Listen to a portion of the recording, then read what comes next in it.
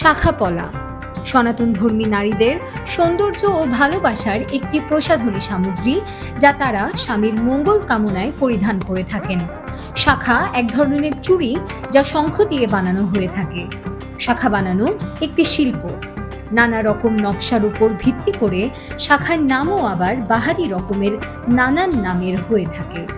গোলাপ ফুল, শঙ্খলতা, ধান ছড়ি ইত্যাদি নকশার শাখাগুলো তাদের নামের মতোই চমৎকার ও অপূর্ব কারুকার্যের হয়ে থাকে। শাখার একটি ঐতিহ্যবাহী স্থান পুরান ঢাকার শাঁখারী বাজার।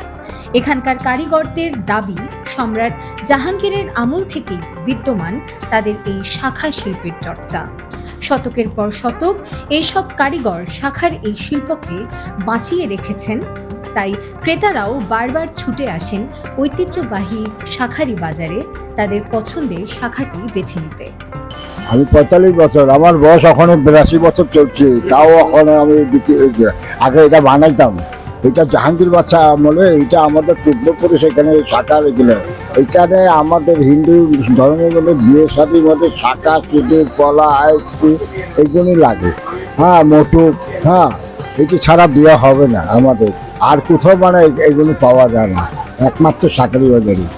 আগে এক জোড়া শাখা বিক্রি করতে 4 আনা 5 আনা, আর এখন এক জোড়া শাখা বিক্রি হয় 1000 টাকা, 500 টাকা।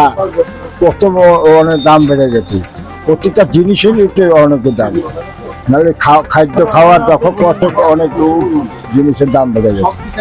আমরা সাধারণত একটা সিম্পল ডিজাইনের উপরে, যেটা আসলে হাতে পরলে বেশি উজ্জ্বল হবে জিনিসটা, মানে ময়লা পড়বে না বা আমাদের ব্যবহার করতে ভালো লাগবে, এই ওই ডিজাইনগুলো আমরা চয়েস করি।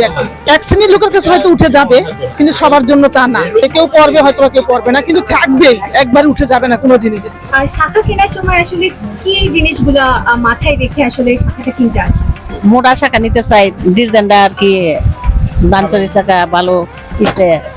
আমি তো বেশিরভাগ দানচরি আর এই যে শঙ্কলতা এটি করি। কি শাখা কিনবেন? হ্যাঁ, কিনতে এসছি। আচ্ছা, আর শাখা কেনার ক্ষেত্রে আসলে কি কি জিনিসগুলো দেখে থাকেন? পুটটা দেখতে হয়, মানে ঘন ইটা, মানে শাখায় চাওয়ার দিকটা থাকে না, শঙ্কটা, পুটটা দেখতে হয় পোড়া কিনা, তারপরে হ্যাঁ রাউন্ডা কিনা, তারপরে অনেক সময় একটু পোড়া শাখা থাকে, তো ছিদ্র থাকে, এইসব কিছু জিনিসই দেখি আমরা শাখা কিনি।